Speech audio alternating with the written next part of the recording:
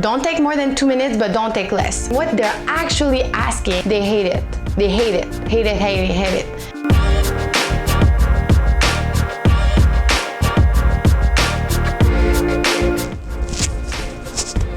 Okay guys, if you hear any noise or anything like that, it's probably my cats, and I'm trying to make this quick because the sun is going down. Say hi. Okay. So this video is going to be about how to prepare for your interviews. This would be the first part of 2 parts because there's going to be one more focusing on the panel interview, and then there will be a second one for the mini multiple interviews, which are more like simulation type. Bon. So first of all, like I said, you need to be clear about what type of interview you will be going into. Whether it is a panel interview or a simulation interview or a mix of the two, you really need to get clear on that. Also, if it is a panel interview, please know the number of people that's going to be there and who they are. So are they a doctor? Are they nurses? Are they medical student? Is there like someone in the community, like a patient? It's very important to know who you will address. There's a ton of information on that on their website, usually. So go there, know it by heart. So that would be the step 1. Second step would be to contact someone who went through them. And naturally, they will tell you a lot about the pace of the interview, about the pressure they put on you, because sometimes different people in the interview will play a different role in the sense that one person will be more chill and the other one will pressure you a lot and see how you react. So that's could be a simulation part within a panel interview.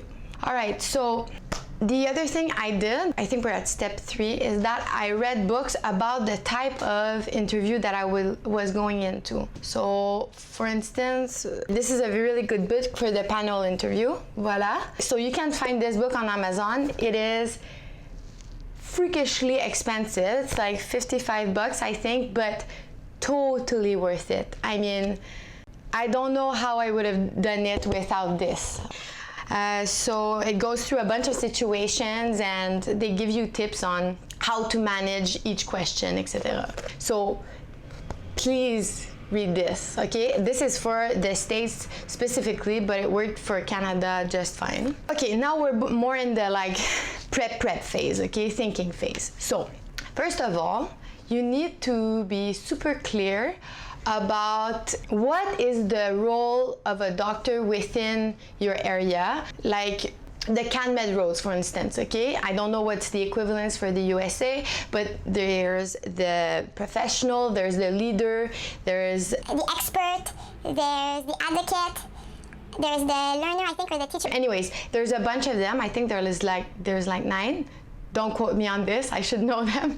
But yeah, be clear on them and see yourself within each role and find some examples that show that you fulfill each of these roles, or you're able to fulfill each of these roles.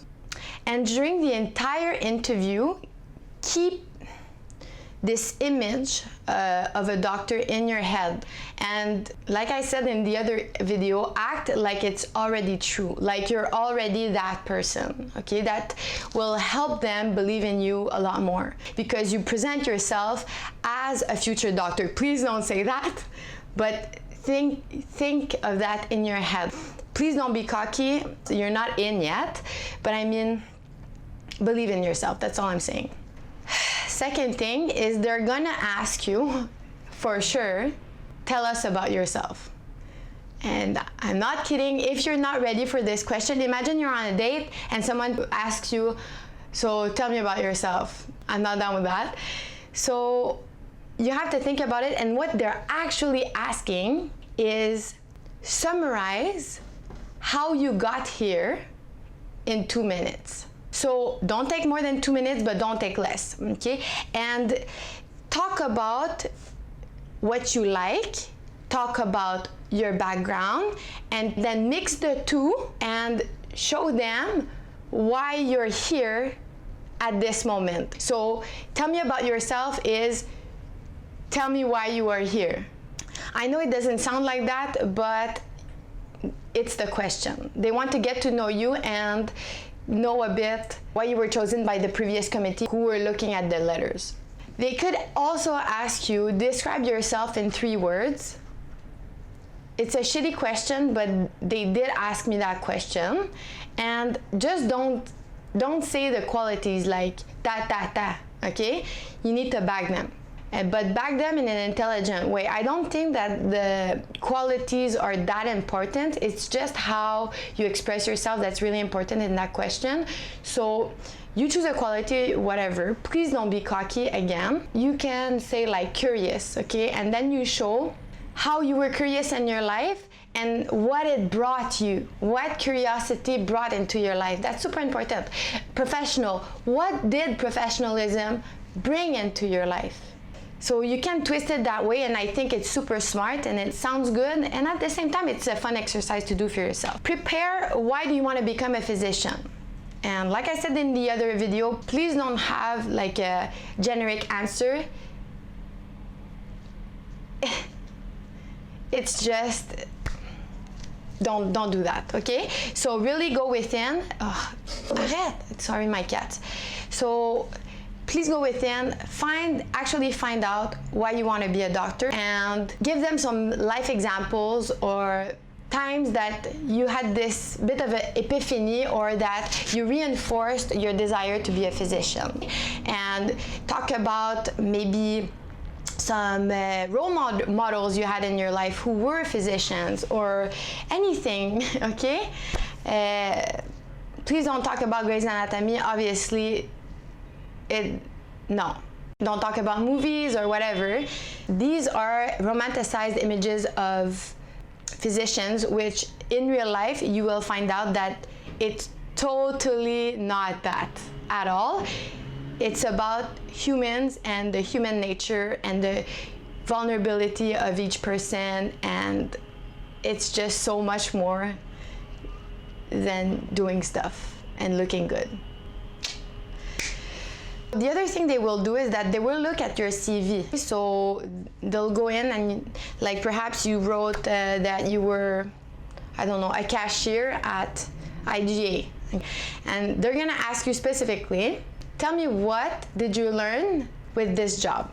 And you need to find an answer.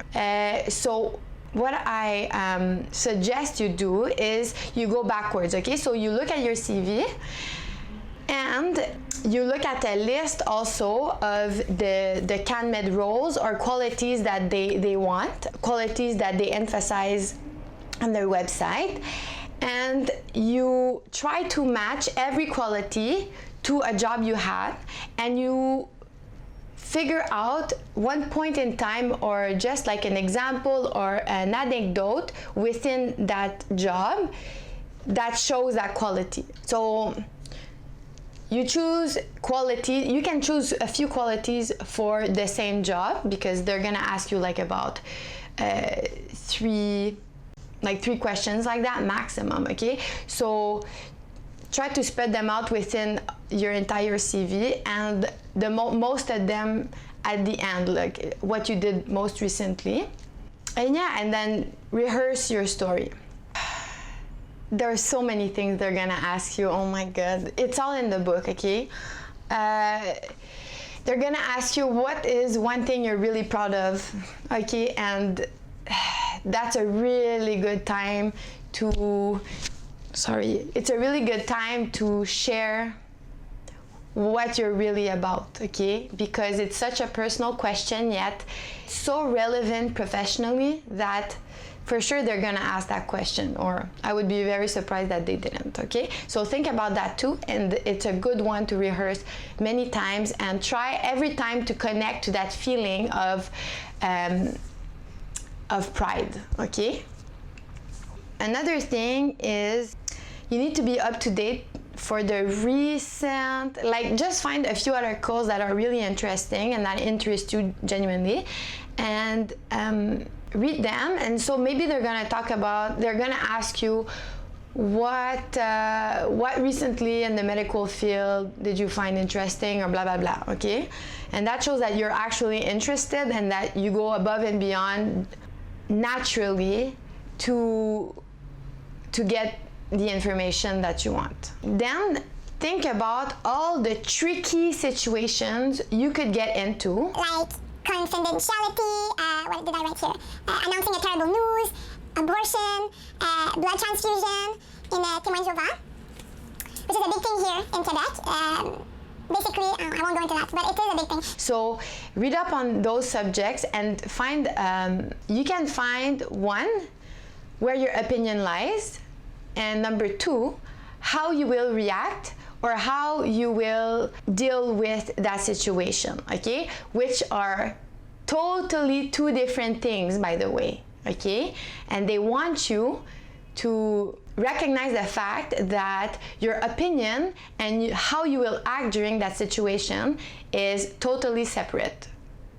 Wink. That's a good point to remember. The other thing they will ask is, they might ask, sorry, is what do you think this program is for you? And what they mean by that is not the program like the medical program, but their school. They want to see that you actually want to go to that school, to live in that city, because you know, 4 or 5 years of med school and then another like 5 years of residency is a pretty long time. And if you look at the stats, there's a big chance that you will actually do your residency with the same university that you did your MD with. So they want you to be sure that you want to move there, okay? Which is super important, especially if you live in the States and you need to move on the other coast. They want to know that you actually visited the city and you know about their school and about the dorms or the accommodations that they provide, the services that they provide, etc. Okay? And talk about, I don't know, if you like their sports team, talk about their sports team. If you like their art classes, talk about the art classes that you might join. So yeah, be interested. So if you were to, okay, so there's both sides of this question is super important. If you were not accepted into medicine, what will you do? Okay, so think about that and be honest with yourself and plan out a year where you're not accepted to medicine, and you can say reapply, that's fine, but then they're gonna tell you, well, you're never accepted to medicine, okay? So think about a plan B. Also, and think about a plan B and the reasons why actually the plan B actually resembles medicine, showing that this is the type of job that you really want. And also, they will ask you, if you are accepted, what do you plan to do as a career? A good thing to say, except that if you're really, really sure, is to say that you're not sure. But, for instance, you did some research, some oncology research during your undergrad and you're really interested, so maybe that's an avenue that you would like to explore, okay? So that's really important. What they're actually asking you is, one, what field do you want to go into, but they know that you will there's only 10% chances you will actually end up doing that. But what they're asking is, are you going to be one of three things, okay? Are you going to do research? Are you going to do teaching and just take care of the education programs? Or will you do management or work with the government or something like that? That is super important, that you realize that a physician is not just a physician. Usually they have one of those things under their belt, and that's super important, especially if you're applying to an Ivy League. They want to know that you will go above and beyond when you're actually gonna be an MD, and that you're gonna contribute in some way to the community. And for them, it's a bit of a way to promote themselves. So they will ask you if you have any questions. Please have a couple of questions. Think about those questions before. So again, you are interested in this program, I believe, so you have to show them, okay? Ask any question you want about the curriculum, about initial patient exposure and blah blah blah, the possibility of research if that's what interests you, the different groups within the student association, because probably there's going to be a medical student there. So think about all those things and think about your public. It's super important. You're talking to people with different roles and you have to address them. They need to feel that for them you're a good candidate. You know what I mean? Sorry about that, I live downtown. So practice your exit statement. Practice, like, are you gonna shake hands? Please shake hands. So shake hands, practice your handshake. Look in the eyes, but don't be that creepy person, okay? Just be normal. Breathe. Breathing helps, okay? And yeah, don't forget, okay, that what they're looking at is, yes, it's what you say, but it's a lot how you say it. It's about your thought content and your thought processes. Does what you say make sense? Or are you just saying words? So that's it, and then ask someone to interview you. Ask someone to look up the interview process on the internet, or just give them the book and ask them to interview you, and practice, practice, practice. You don't want to figure out that you're not good at this the day of the interview. Even if you think you are, you need to be prepared, okay? Because it's so freaking stressful. I had like my heart in my throat the entire time. And at the beginning, I'm pretty sure my voice was shaking, okay? But you need to practice that a lot, because it's gonna happen even during your mock interview, okay? It's gonna happen. So you're gonna learn during your mock interview to calm yourself down. Also, don't talk too fast. Yeah, please don't talk just to talk. It's a big thing. They hate it. They hate it. Hate it, hate it, hate it. They don't want to work with someone that talks just to talk. I suggest practicing a mental ritual just before going into the interview. So it can be anything. You can Google it, but you can associate like just a little gesture with a thought and a feeling, and you practice. You say an affirmation, a prayer, whatever you want. You think about a word, a color, or anything that calms you down, that gets you like focused. You know that type of focus where everything makes sense? That's where you want to be. That's the mental space you want to have. Okay, so that's it for me today. I hope this helped you. This video is gonna be freaking 25 minutes long, but I think that it's super useful. Okay, I wish someone told me all this shit. Okay, so have a great night, and I'll see you in my next video. Please like my video if you liked it, and if you have any suggestions on videos I should do to help you guys, I'm all ears. Okay, so thanks. Bye.